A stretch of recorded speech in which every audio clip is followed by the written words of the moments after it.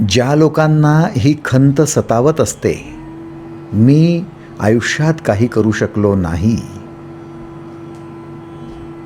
ज्या लोकांना हे अतोनात दुःख सतावत असतं, मी आयुष्यात काही करू शकलो नाही, त्या लोकांना भविष्य देखील कधी उज्ज्वल वाटत नाही. कारण ते भूतकाळाला जेवढं निगेटिव्हली बघत असतात, तेवढंच भविष्यकाळाला सुद्धा निगेटिव्हली बघतात. घड्याळाचा दोलक जेवढा उजव्या बाजूला जातो, तेवढंच अंतर डाव्या बाजूचं कापत असतो. तुम्ही सुद्धा भूतकाळात जेवढं डोकावता, तेवढंच भविष्यात डोकावता. आणि भूतकाळाला तुम्ही जेवढं निगेटिव्हली बघता, तेवढंच भविष्यकाळाला सुद्धा निगेटिव्हलीच बघता.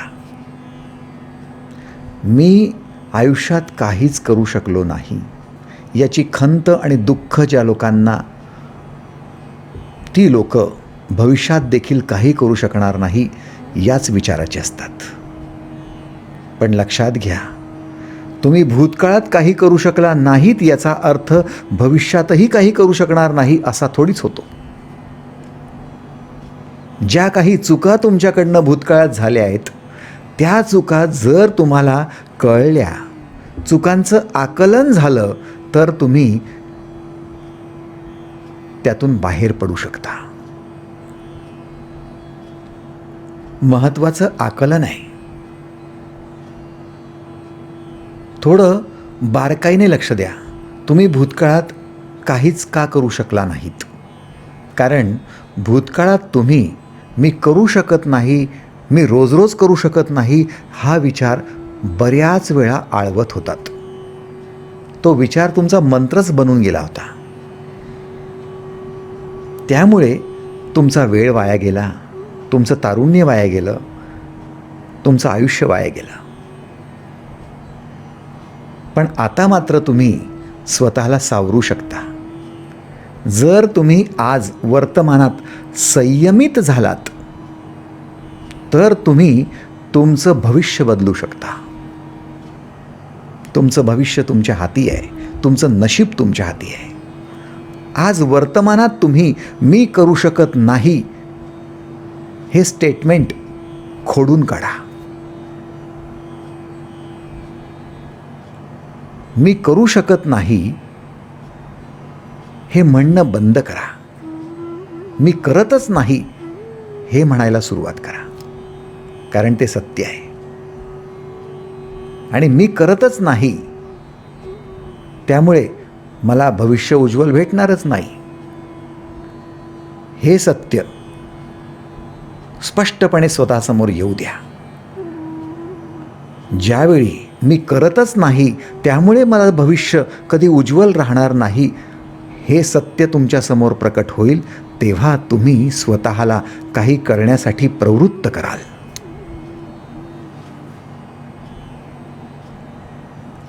जेव्हा तुम्ही काही करण्यासाठी स्वतःला प्रवृत्त कराल, तेव्हाच तुम्ही संयमी बनाल काही करण्यासाठी.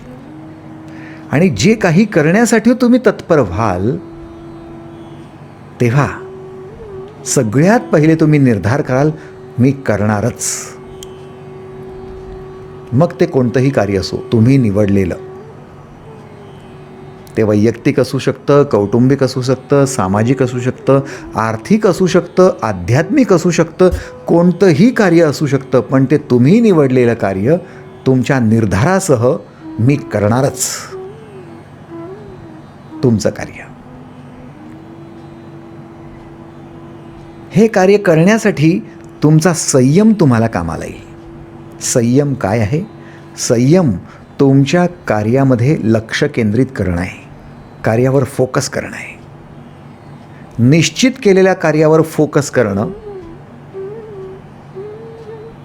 आणि आपल्या विचारांना, भावनांना नियंत्रित करणं, हा संयम आहे.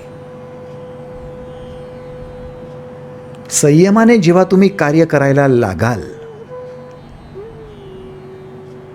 तेव्हा तुमच्या लक्षात येईल तुमचं कार्य सहजतेने होत नाही आहे. कार्याची सुरुवात तर केली, पण कार्य सहजतेने होत नाही आहे. कार्यात अडथळे येत आहेत, अडचणी येत आहेत, विघ्न येत आहेत, बाधा येत आहेत. आणि विघ्नबाधा कोणत्या? तुमच्या कार्याचा तुम्हाला व्यवस्थित अभ्यास नाही आहे, ही सगळ्यात मोठी बाधा.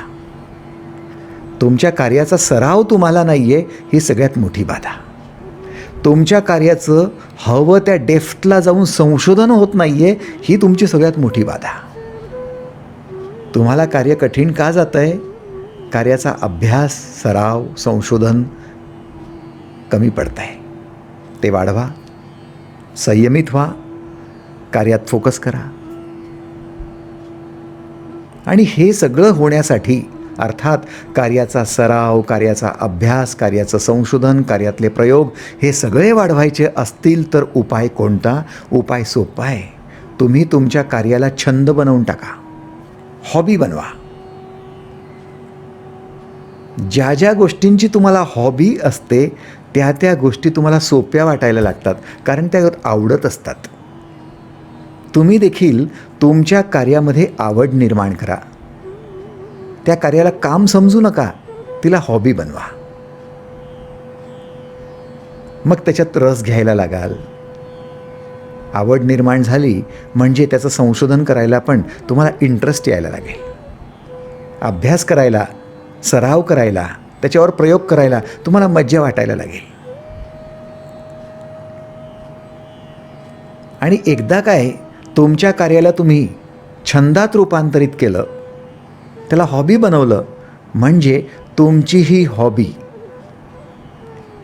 काही टायमिंग ठेवायची का? एकच दिवस करायची, दुसऱ्या दिवशी सोडून द्यायची का? नाही, ती रोज रोज रोज रोज रिपीट करायची. आणि तुम्ही तुमच्या सवयीत आपोआप ट्रान्सफॉर्म होऊन जाता. तुम्ही हाती घेतलेल्या कार्याला हॉबी काय बनवलं तर त्या कार्याची दररोज करण्याची तुम्हाला हॅबिट जडायला लागते. जोपर्यंत हॉबी नाही तोपर्यंत हॅबिट नाही. जोपर्यंत छंद नाही तोपर्यंत सवय नाही.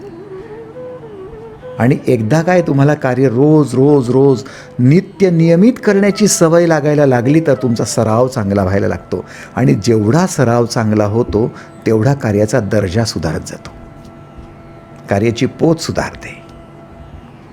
आणि एकदा काय दर्जेदार कार्य व्हायला लागलं सवयीनुसार, मग तुम्ही त्या कार्यामध्ये तुमच्या भावना जोडता, उत्कट भावना, आनंद, प्रेम. आणि ह्या उत्कट भावना जोडल्या म्हणजे तुमचं कार्य बनायला लागतं पॅशनेट वर्क. बघा, संयम वेगवेगळ्या स्तरातून तुम्हाला अधिक सक्षम बनवतोय. तुम्ही हाती घेतलेल्या कार्यात संयमित राहायचं काय ठरवलं आणि तुम्ही त्या कार्याला हॉबी बनवून टाकलं. आणि तुमची ती हॉबी टाइमिंग नव्हे, दररोज करण्याची, नित्यनियमित करण्याची असा निर्धार काय केला आणि तुम्हाला ती सवयच जडली. ते कार्य सातत्याने व्हायला लागलं, सराव व्हायला लागला. आणि आता त्याच भावना ओतल्यामुळे, आनंद आणि प्रेमासारख्या भावना ओतल्यामुळे आता तुम्ही पॅशनेट व्हायला लागलात. तुमचं कार्य पॅशनेटली व्हायला लागलं. आणि ज्या कार्यामध्ये तुमच्या भावना, तुमचे विचार, तुमच्या कृती सगळ्या गोष्टी एकत्रित येतात आणि ऊर्जेचा तोच प्रवाह, तीच दिशा निश्चित होते, तिथे तुम्ही पोटेन्शियल बनत जाता, तुम्ही पॉवरफुल बनत जाता आणि ते कार्य सहजतेने व्हायला लागतं.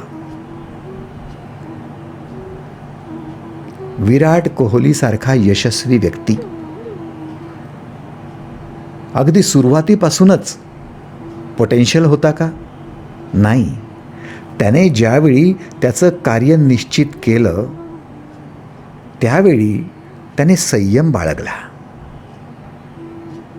स्वतःला संयमित केलं, आपल्या कार्यात फोकस केलं, एकाग्र केलं, आपल्या विचारांना आणि भावनांना नियंत्रित केलं आणि त्या कार्याला हॉबीज बनवून टाकली. क्रिकेटला हॉबी बनवली. बाकीची लोकं खेळतात पण थातूर मातूर खेळतात, त्याला हॉबी बनवत नाही. ह्याने हॉबी बनवली त्यात आवड निर्माण केली आणि निर्धार केला की हॉबी मधूनच सोडायची नाही, त्यात सातत्य टिकवायचं आणि नित्य नियमाने तो खेळत राहिला आणि बघता बघता त्याला ती सवयच जडली. सवयीमुळे त्याच्या कार्याचा दर्जा सुधारला आणि त्याने आता पॅशनेटली स्वतःच्या भावना त्या कार्याशी जोडल्या आणि आनंदाने प्रेमाने तो तासनतास ग्राउंडवर खेळत राहिला. तो त्या कार्यात पॅशनेट झाला आणि मग हळूहळू पोटेन्शियल बनला. आता क्रीजवर उभं राहिल्यानंतर सिक्सर मारणं, फोर मारणं, सेंचुरी करणं हे त्याच्यासाठी फार अवघड राहिलेलं नाही, त्याच्यासाठी काम राहिलेलं नाही, त्याचं पोटेन्शियल बनलं. तुम्ही सुद्धा तुमच्या कार्याला अशाच प्रकारे हॉबी, हॅबिट, पॅशन आणि पोटेन्शियल या माध्यमाने हळूहळू हळूहळू दर्जेदार करत करत साकारत चला. मग तुमच्या कार्यातून तुम्ही यशस्वी व्हाल. तुमच्या कार्यातून तुम्ही परम यशस्वी व्हाल आणि तुमचं भविष्य, उज्ज्वल भविष्य तुमच्या हाती लागेल. लक्षात ठेवा, करिअरला वय नसतं. करिअर बालपणीही सुरू करता येतं, तरुणपणी सुरू करता येतं, रिटायर झाल्यानंतर वृद्धापकाळीसुद्धा सुरू करता येतं, वयाच्या 90व्या वर्षीसुद्धा सुरू करता येतं. महत्त्वाचं वय नाही आहे, महत्त्वाचा संयम आहे. महत्त्वाची हॉबी आहे, हॅबिट आहे, पॅशन आहे, पोटेन्शियल आहे. तुम्ही संयमित व्हा. तुमच्या कार्याला तुम्ही पोटेन्शियल बनवेपर्यंत थांबूच नका, विश्रांती घेऊच नका, अविश्रांत चालत राहा. चरैवेती चरैवेती चरैवेती. तुम्ही तुमच्या कार्याच्या माध्यमाने यशस्वी व्हाल, यशवंत व्हाल, कीर्तिवंत व्हाल. तुमचं उज्ज्वल भवितव्य तुमच्या हाती असेल. तुम्ही अनस्टॉपेबल असाल, न थांबणारे असाल. थँक्यू.